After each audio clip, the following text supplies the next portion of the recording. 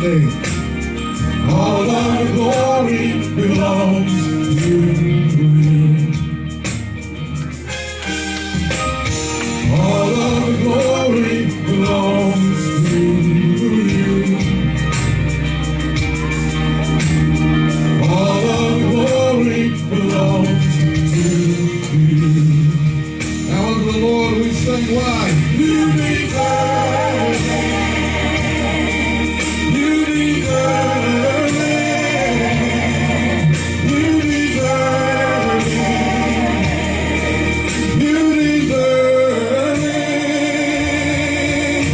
Say hallelujah. Hallelujah. Hallelujah. Hallelujah. Hallelujah. All the glory. All the praise. All the praise.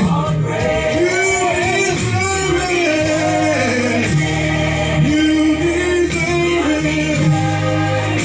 All that I am belongs to you, Lord. Say you deserve it. Oh, all that I am unto you, Lord. All my hands lifted to you, Lord. I'll say hallelujah to you, Lord. Oh, say hallelujah. Hallelujah. Hallelujah. Hallelujah. All the glory. All the honor. All the praise. You deserve it. All that I am, Lord. It's because of you I'm here, God. What you brought me through, I thank you, Lord. You deserve all of my praise. You deserve all of my worship. Yes, you deserve it. And I give you the glory, God. My hallelujah belongs to you. Come on, give the Lord a hand in the house today. Hallelujah, hallelujah. Hallelujah, hallelujah. We're so glad to be here today to have the opportunity to be in the presence of God, for truly it is his presence that keeps us. It keeps us from going insane in some troubling times. It keeps us from giving up on ourselves, not only other people, but from giving up on ourselves. It's his presence in our lives that gives us the opportunity to be better than we were yesterday. Because although God is the same yesterday, today, and forever, he expects change in us. He expects growth in us. He expects a level of maturity that is reflective of his creative thoughts for us. So we must always be open to change in our lives. Amen. No man is perfect. Even standing up here before you, I know I'm not perfect. I fight things every day. Amen. And I repent every day because I thank God for the opportunity to be able to come before him and say, God, I messed up again. Will you forgive me? And God is a forgiving God. And it's because of his mercy that we have the opportunity to move forward in our lives. And I thank God for his mercy. And I thank God that he has taught me some things that I didn't even realize I needed to be taught. You know, when you get a certain age, you think you know things pretty good. So you just carry on your life thinking that you got it made and you know what's going on. But then God reminds you that you are still his baby, that you are still in a growing stage. And no matter how grown you get, it's just like your parents say, no matter how grown you get, I'm going to always be your mama. I'm always be your daddy. But God is saying, no matter how grown you think you are, I am always your father. Amen. And I will always have something more for you to learn, because God's wisdom is infinite. And man's knowledge is somewhat limited, because we are limited because we allow other people to pour into us things other than the will and the mind of God. Yes. So what we've got to start learning to do is recognize more quickly, what are we allowing people to pour into us? Amen. What are we allowing people to speak into our atmosphere? Amen. For we must be able to re-register in our minds when something just ain't right. If we had had this ability when we were younger, a lot of mess we would have avoided. I would dare say there would be some of us that would be on the billionaire level if we had really allowed God to guide us instead of listening to men whose knowledge was no deeper than our own. That's why it's important that we connect to people that are of a spiritual mindset.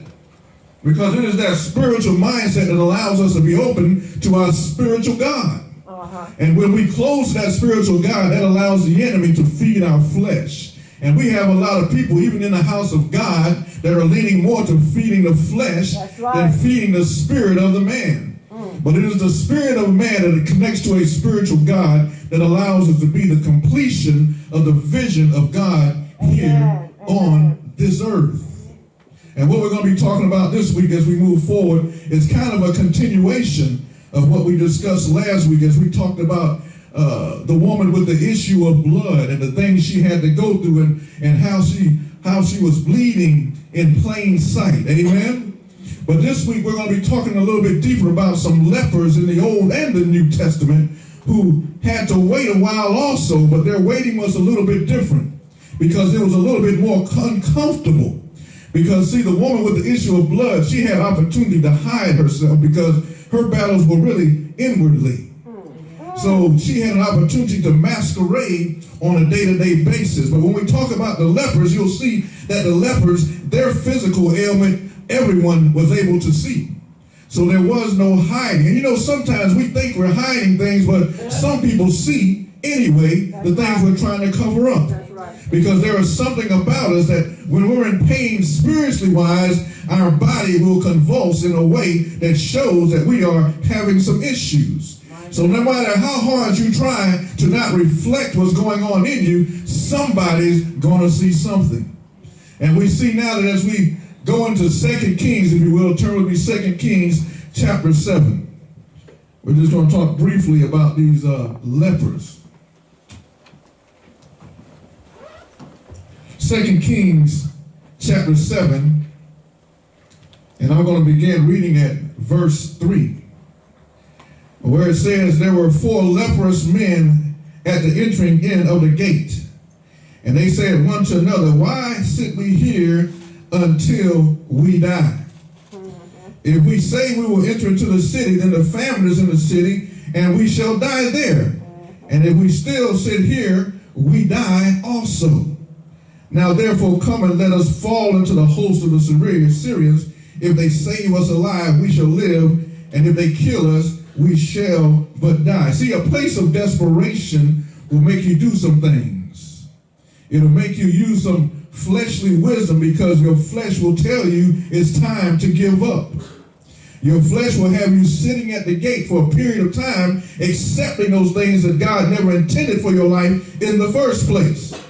But you have to ask yourself, when am I going to get fed up with this circumstance? When am I going to get ready to move from in front of the wrong gate? Because sometimes we will set ourselves in a place that is not prosperous for us. It is a place that does not help our growth under any circumstances. Now, what they liked about being at the gate is that people would feel sorry for them. So people would give them money from time to time, or they would bless them in some type of area, you understand? And that's what happens in the church a lot of times. And I don't talk about the church bad, but people go to church hurting. And we sing songs to make them feel good. And we say things to make them feel good, but we don't do anything to help initiate a change in their lives. So what we must do in the church, it's all right to sing, it's all right to dance, it's all right to shout, but it's better if we also give them something that when they walk out the door, their life is not the same. Hallelujah. We have given them something that initiates something in their life that now things truly begin to change. So the next time they come back to the church, they have a better reason to shout because of the healing that has begun to take place in their lives. Hallelujah. So I say that these men, these lepers, had gotten tired of sitting outside and having to wait and beg for things. So they said, well, you know what? If we sit here, we're going to die. How long is it going to take you to realize that if you sit in the same place and no change is taking place, you are killing yourself? Because you are wasting the vision of God on your life, because the vision of God is forward moving. God's vision does not stand still. God's vision is active. And if you are in a place in your life where there is no activity going on that is showing the positivity of God's impartation into your life, then you are slowly killing yourself. So these men decided, I'm just not going to sit here and die any longer. I'm going to get up out of this place and I'm going to go and see, can I take what I need? As a Christian, we're not supposed to be those who wait back for things to fall in our hands. We're supposed to be aggressive in our nature. But we're supposed to be aggressive in a way spiritually wise that we understand how to attack the spiritual atmosphere and shake up the bondage of things around us. But we have to move from our sitting place. We have to get up and we have to take the initiative to go on the offensive. See, we got a lot of defensive Christians. They sit down and they just steady take and try to block attacks, and they try to keep from getting hurt, try to keep from getting their feelings hurt. They try to keep from saying anything that hurts somebody else's feelings. But when you are walking for God, you must be on the offensive. And if it means stepping on toes, you got to break a few toes. If it means throwing an elbow here and there, you got to throw an elbow. Yes, yes. Jesus. Because God is not a passive God. If you look throughout this whole book called the Bible, God was not passive. God will send a whole horde of frogs to initiate change in an area. He would tell the flies, go and aggravate them to initiate change. But we feel like we need to just sit and wait on God to move when Jesus told us the things that I have done, the things my Father has done, you will do these things and greater things, but you can't do these things sitting at the gate. You've got to initiate some change in your lives. If we get up and move, perhaps we will live. So they got up and they decided to go into the camp of the enemy, the camps of the Syrians, to see what they could get. See, they had already made up in their minds, and they knew that by going in the camp, these people hated them. See, when you get up, sometimes God may push you into an uncomfortable place. He won't always have you testifying to family and friends. Sometimes he's going to have you testifying to the crackhead that just took a hit on a pipe of crack. Sometimes he might have you testifying to the prostitute that just got up off of her back. He may send you into a very uncomfortable place because those people need what you have. Or in some cases, they may have what you need. You may say, how can a crackhead or a prostitute have what I need? Because there is something in you that's waiting to be released into their atmosphere, and God can't fill you back up until you release what he's already put in you. So you might be surprised to realize that these people that you don't want to be around are the very people you need, because they are waiting on your release so that God can refill you with something else for the next person. We have to get up from the gate. But this is another thing as we go down to the 6th verse, and this is the beauty of God, and this is why I say God isn't on the defensive. He isn't a lackadaisical God, but he's an offensive God, because when they got there, they had not realized that God had already prepared the place for their arrival. See, some people sit at the gate out of fear. They sit at the gate because they become comfortable and they don't want to stir up or tear up the ground. You understand what I'm saying? Because they don't know what's going to be at the next location when they arrive. But what you got to realize is that if God is pressing you to get there, he's already made provision awaiting your arrival. All right. And 9 times out of 10, make it 11 times out of 10, that provision is connected to purpose. So by sitting at the gate, not only we miss the provision that God has for us, but we miss the purpose in what he's telling us to carry out. So the Bible tells us in the 6th verse, for the Lord had made the host of the Syrians to hear a noise of chariots and a noise of horses, even the noise of a great host. And they, the Syrians, said one to another, lo, the king of Israel has hired us, the kings of the Hittites and the kings of Egyptians, to come upon us. Don't you know that God will put so much fear in your enemy, you won't even have to do anything except show up? Jesus. And in most cases, your enemy is the devil. It is Lucifer himself. God will make a loud noise in preparation of your arrival, and you think you're going to war, but you're going in a place that is already prepared, just simply waiting you to arrive. It says he sent a noise. A noise. He didn't even send the actual host of chariots. He didn't actually send the horses, but he sent a noise. Yes.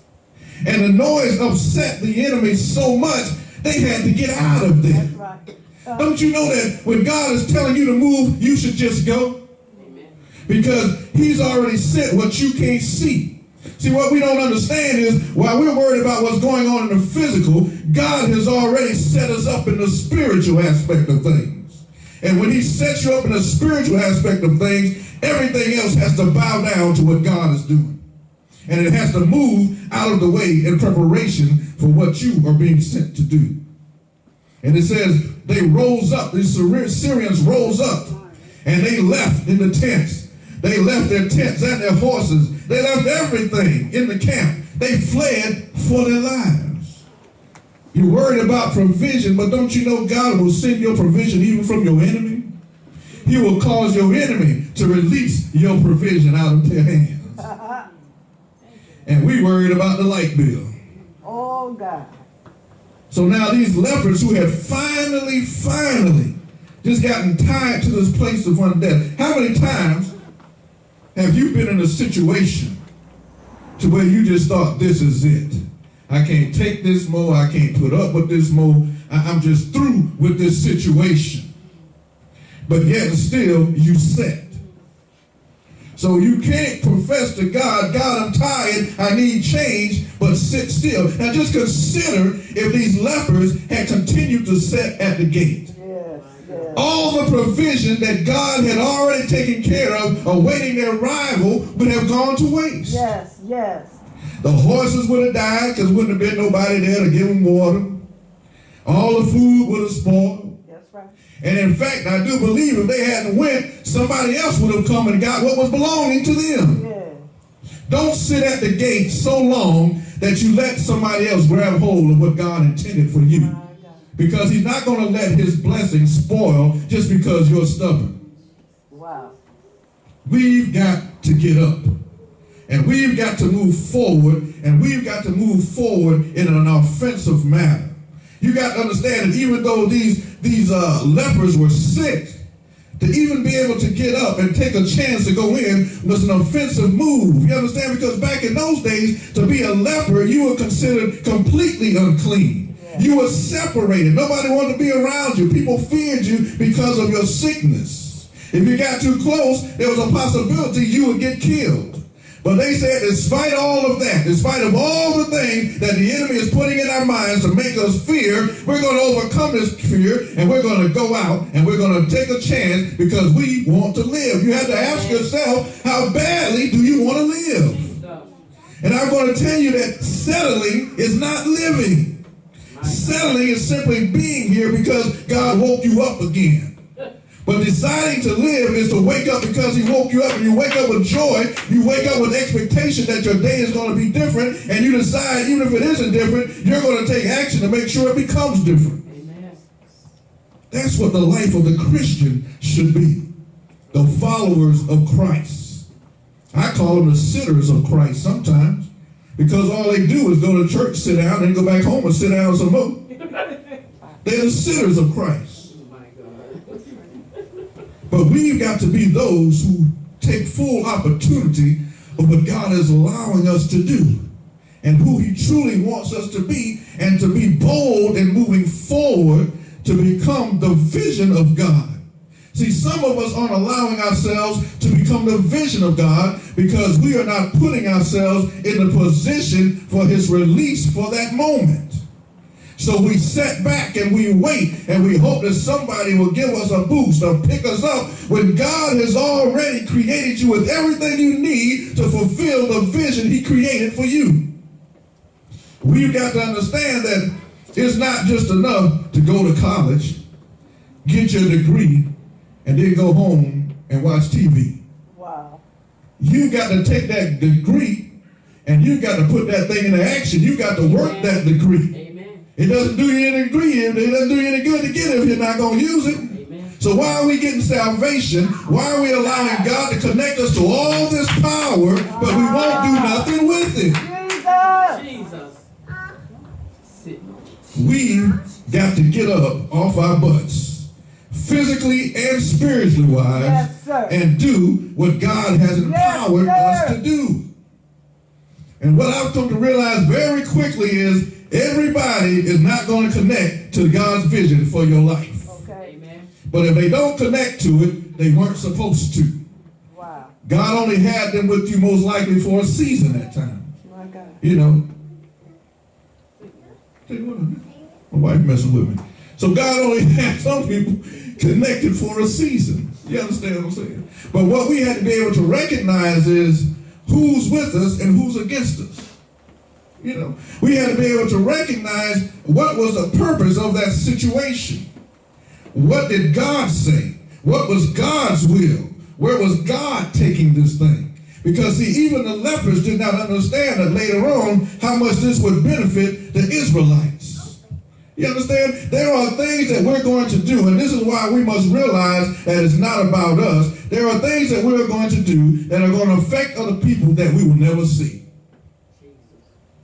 But we've got to be in a position to be used of God, because that's who it's all about. Yes. I do these morning encouragements on Facebook, and you know, there'll be several people on sometimes it might not be several people, but I'll be thinking, okay, I just put something out there and I don't know. And then I'll hear from somebody that I don't even know. And they'll say, thank you for that, because I needed that right then. That's right. And that made me realize this is a God thing. Because God has people waiting on something that is inside of us that we've got to put out there. We don't need to see what it does when it gets there. We don't need to get no admiration. All we need to do is do what God says and let him get the glory. Amen. These men don't realize that by getting up from this gate, they were beginning to give God the glory because they were serving his purpose.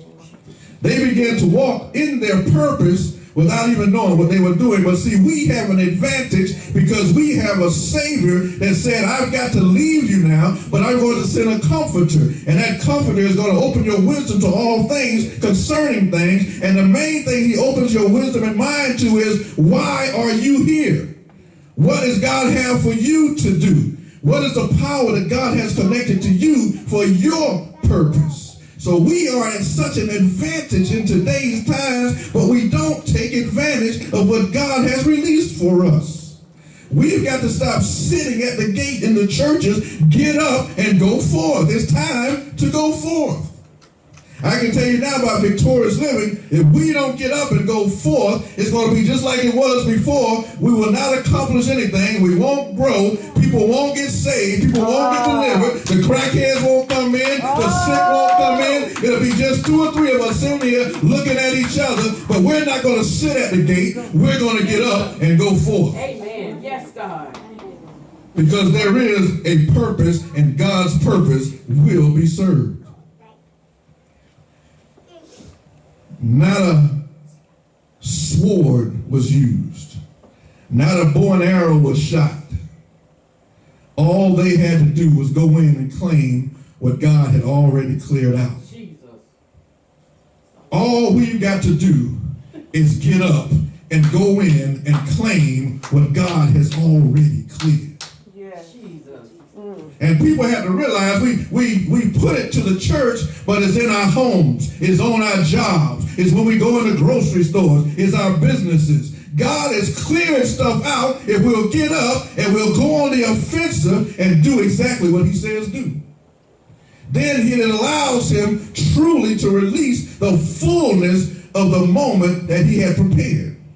See, we overlook the moments that God prepares for us because we get caught up in the big picture a lot of times.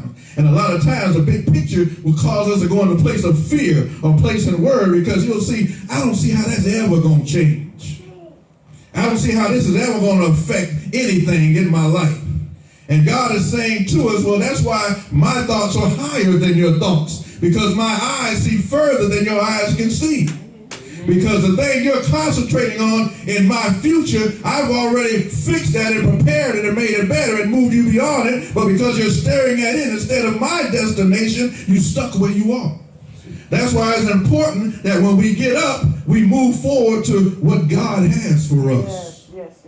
It doesn't do any good to just get up. You got to move in the place that God has prepared for you. I love these stories about the woman with the issue of blood we talked about last week, and we kind of hitting on these lepers a little bit this week because it shows two different things. It shows how God can affect the spiritual aspect of a person, because thinking about the woman with the issue of blood, like I said last week, she had some issues.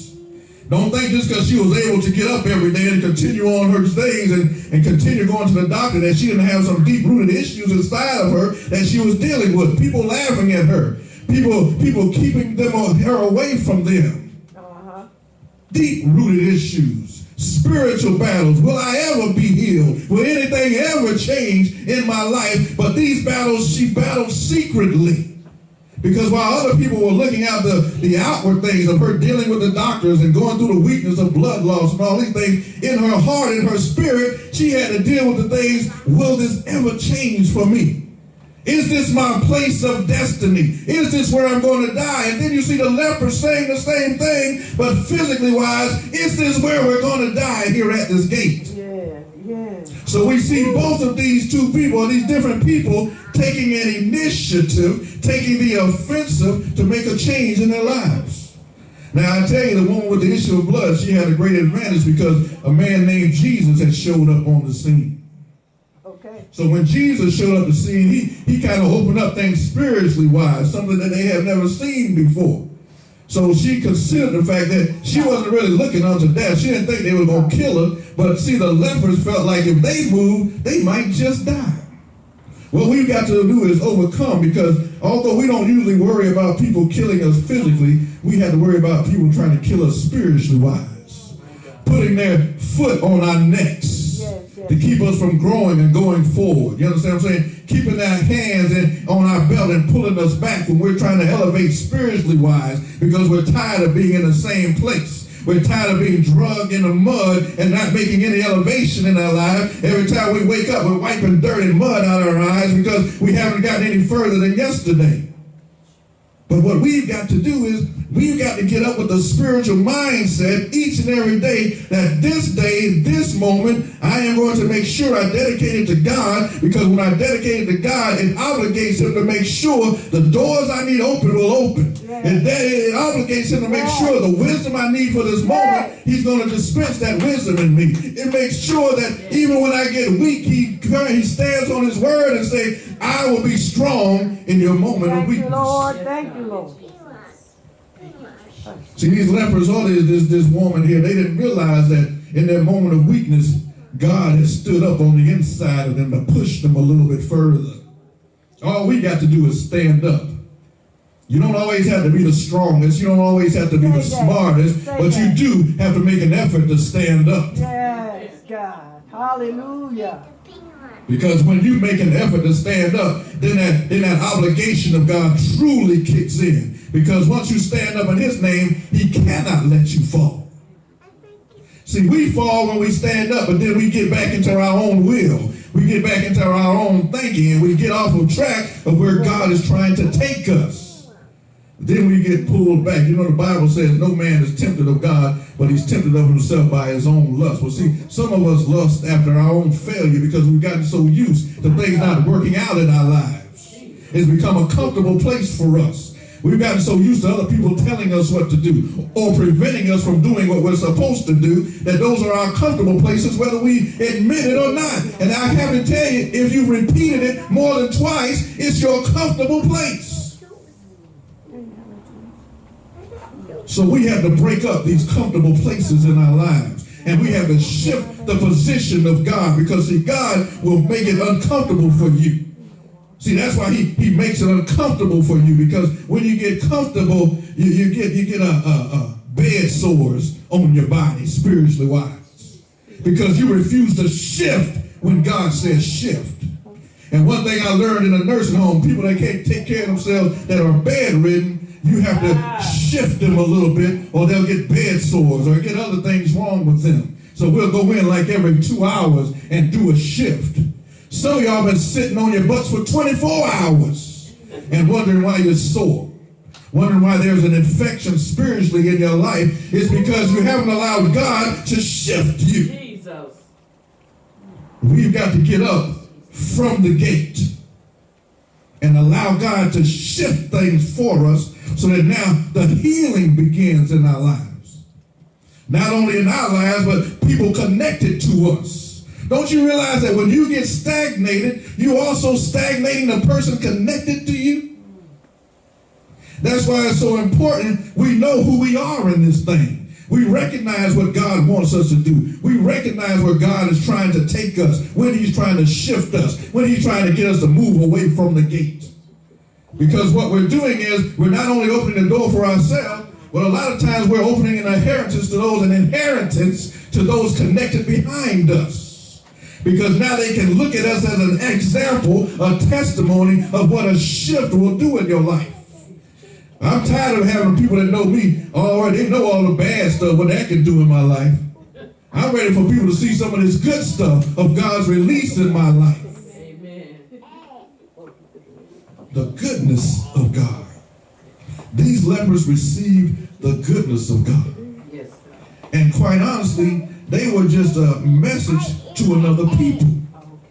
Because once they went ahead and got what they felt like they needed, they did some stealing, they stole some gold and stuff. They wasn't perfect.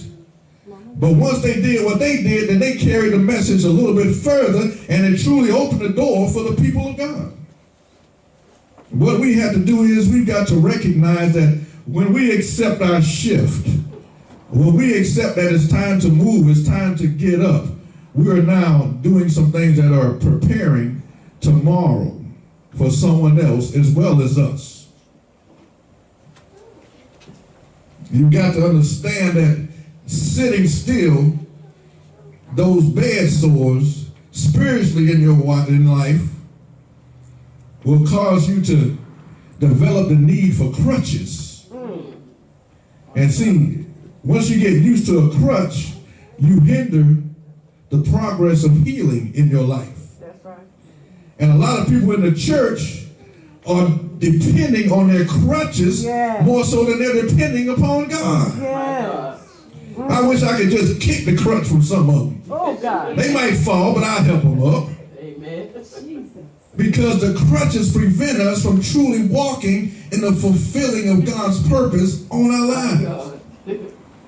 And I understand from time to time you got to lean on God real hard, but let me tell you something about this. God understands you want to lean on him sometimes, but he says when you get weak, I'll be your strength, which means he doesn't expect you to be weak all the time. Wow. Ooh, God. So we've got to stop using that as a crutch. Because people love to say, well, when I get weak, God, he'll look out for me. Yes, he will, but he wants you to be strong. He wants you to be able to fight the battle sometimes, if not most of the time. That's right.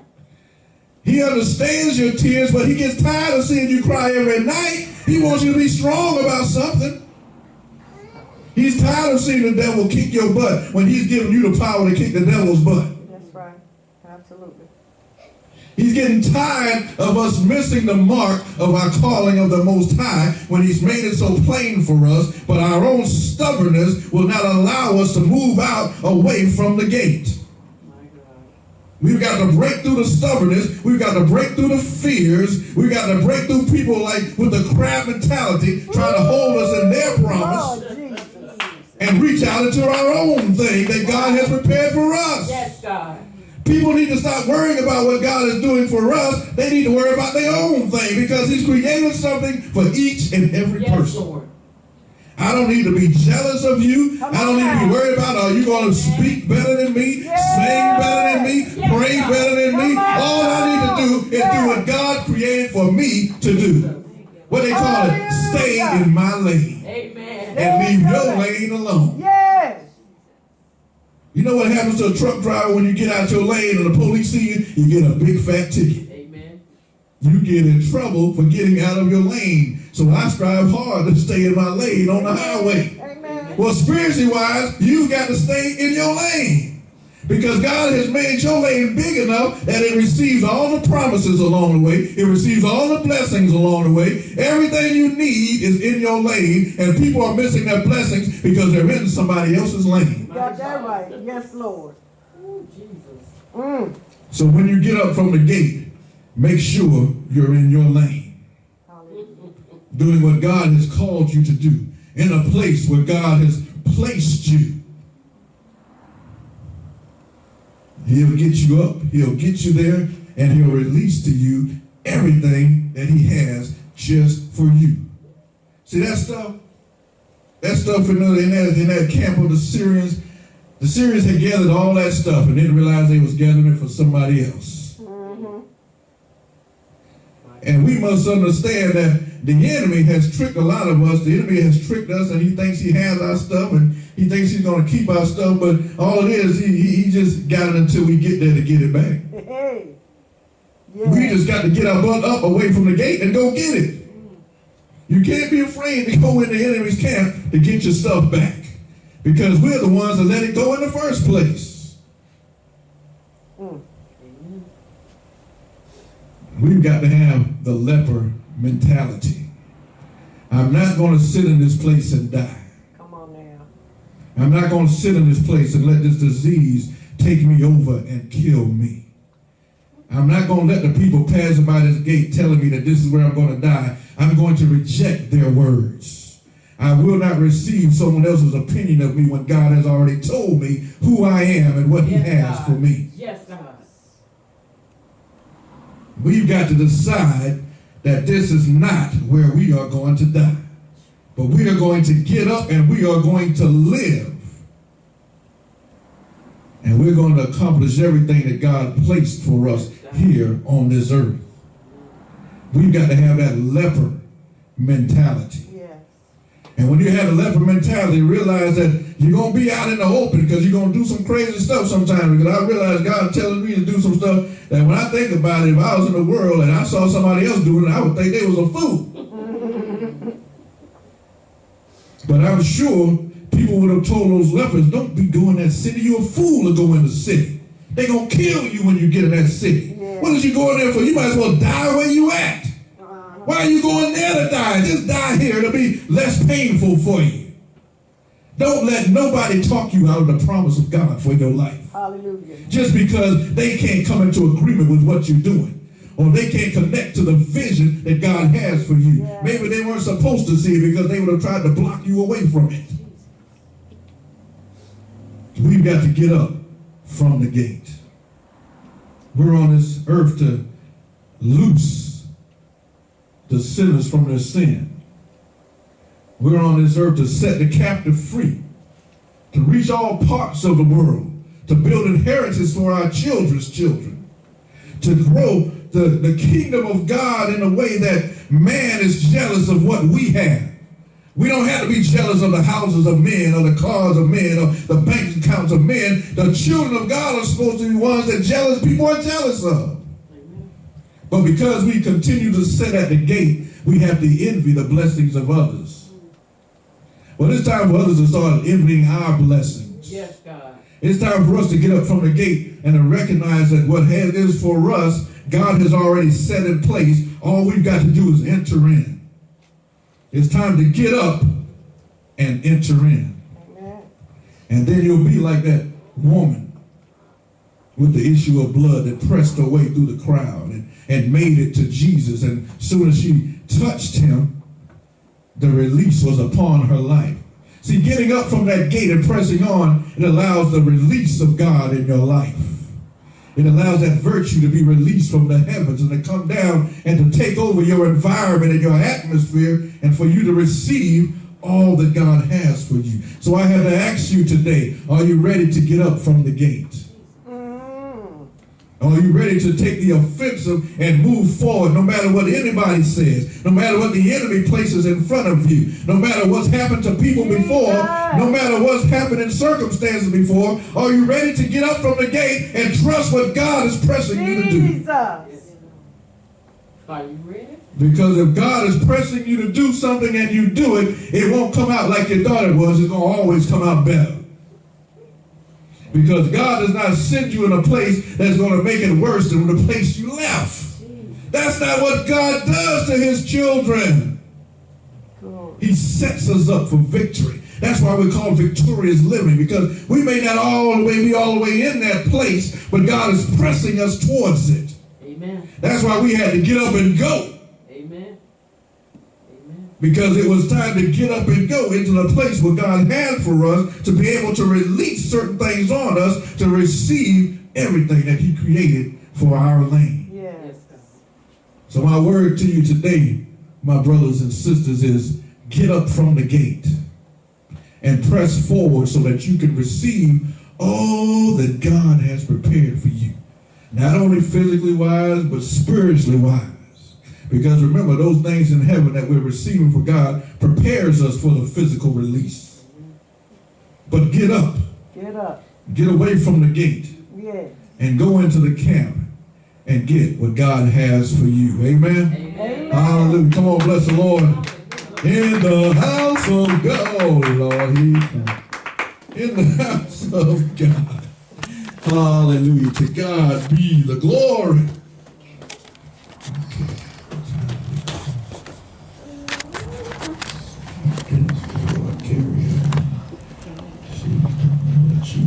You got it? All right. Praise God. Hallelujah. Thank you, Jesus. All right. I'm so glad to see y'all today.